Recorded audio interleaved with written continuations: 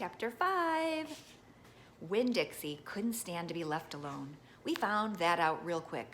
If me and the preacher went off and left him by himself in the trailer, he pulled all the cushions off the couch and all the toilet paper off the roll. So we started tying him outside with a rope when we left. That didn't work either. Winn-Dixie howled until Samuel, Mrs. Detweller's dog, started howling too. Oh, it was exactly the kind of noise that people in an adult trailer park did not like to hear. He just doesn't want to be left alone, I told the preacher. That's all. Let's take him with us. I could understand the way Winn-Dixie felt. Getting left behind probably made his heart feel empty. After a while, the preacher gave in, and everywhere we went, we took Winn-Dixie, even to church. The Open Arms Baptist Church of Naomi isn't a regular-looking church. The building used to be a Pick It Quick store, and when you walk in the front door, the first thing you see is the Pick It Quick motto. It's written on the floor in little tiny red tiles that make great big letters that say, pick, pick, pick, quick, quick, quick. The preacher tried painting over those tiles, but the letters won't stay covered up, and so the preacher has just given up and let them be. The other thing about the Open Arms Baptist Church is that that's different from other churches, is there aren't any pews.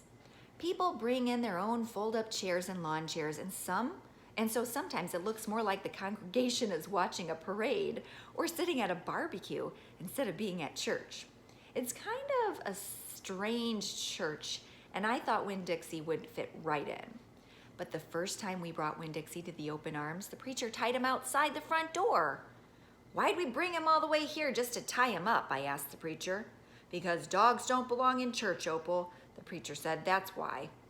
He tied Winn-Dixie up to the tree and said how there was lots of shade for him and that it ought to work out real good. Well, it didn't. The service started and there was some singing and some sharing and some praying, and then the preacher started preaching.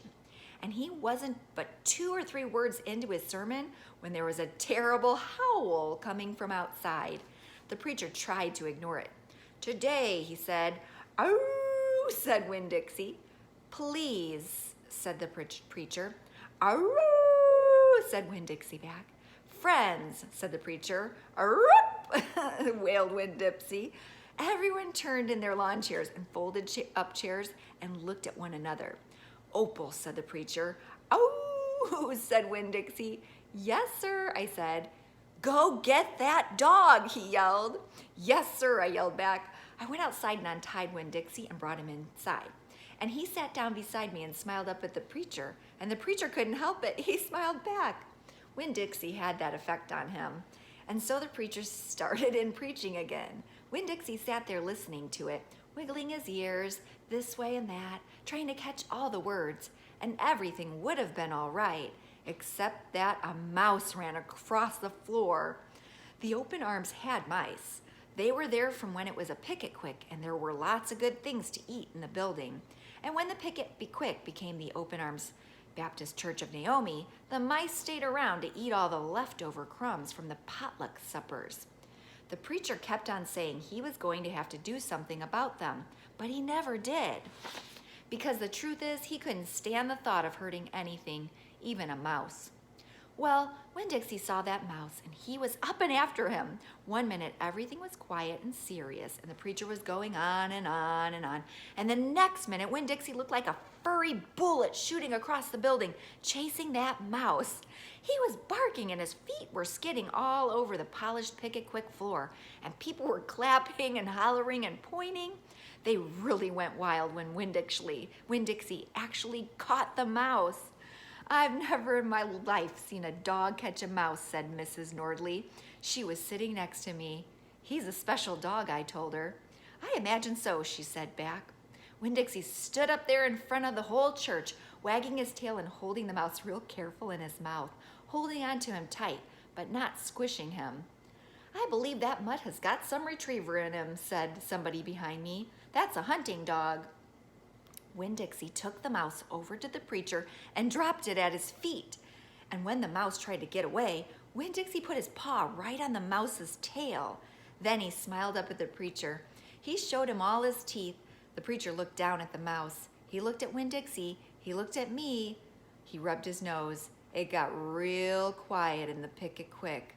"Let us pray," the preacher finally said, "for this mouse." And everybody started laughing and clapping. The preacher picked up the mouse by the tail and he walked and threw it out the front door of the picket quick, and everybody applauded again.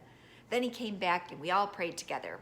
I prayed for Mama. I told God how much she would have enjoyed hearing the story of Winn-Dixie catching that mouse. It would have made her laugh. I asked God if maybe I could be the one to tell her that story someday. And then I talked to God about how I was lonely in Naomi because I didn't know that many kids, only the ones from church, and there weren't that many kids at the open arms. Just Dunlap and Stevie Dewberry, two brothers who weren't twins, but they looked like they were. And Amanda Wilkinson, whose face was always pinched up like she was smelling something real bad. And Sweetie Pie Thomas, who was only 5 years old and still mostly a baby. And none of them wanted to be my friend anyway because they probably thought I'd tell on them to the preacher for every little thing they did wrong. And then they would get in trouble with God and their parents. So I told God that I was lonely, even having Winn-Dixie. And finally, I prayed for the mouse. Like the preacher suggested, I prayed that he didn't get hurt when he was flying out the door of the Open Arms Baptist Church of Naomi. I prayed that he landed on a nice, soft patch of grass. Chapter 6. I spent a lot of time that summer at the Herman W. Block Memorial Library. The Herman W. Block Memorial Library sounded like it would be a big fancy place, but it is not. It's just a little old house full of books, and Miss Franny Block is in charge of them all. She is a very small, very old woman with short gray hair, and she was the first friend I made in Naomi. It all started with Winn-Dixie not liking it when I went into the library because he couldn't go inside too. But I showed him how he could stand up on his hind legs and look into the window and see me in there, selecting my books, and he was okay as long as he could see me. But the thing was, the first time Miss Franny Block saw Winn-Dixie standing up on his hind legs like that, looking into the window, she didn't think he was a dog. She thought he was a bear. This is what happened. I was picking out my books and kind of humming to myself, and all of a sudden, there was this loud and scary scream. I went running up to the front of the library, and there was Miss Franny Block sitting on the floor behind her desk. "Miss Franny," I said, "are you all right?" "A bear," she said. "A bear?" I said. "He has come back," she said. "He has?" I asked. "Where is he?" "Oh, there," she said, and she raised a finger and pointed at Winn-Dixie standing up on his hind legs, looking in the window for me. "Miss Franny Block," I said, "that is not a bear, that's my dog, Winn-Dixie." "Are you positive?" she asked. "Yes, ma'am," I told her. "I'm positive. He's my dog. I would know him anywhere." Miss Franny sat there trembling and shaking. "Come on," I said. "Let me help you up. It's okay." I stuck out my hand and Miss Franny Block took hold of it, and I pulled her up off the floor. She didn't weigh hardly anything at all. Once she was standing on her feet, she started acting all embarrassed, saying how I must think she was a silly old lady, mistaking a dog for a bear, but that she had a bad experience with a bear coming into the Herman W. Block Memorial Library a long time ago, and she never had quite gotten over it. "When did that happen?" I asked her. "Well," said Miss Franny, "it is a very long story." "It's okay," I told her.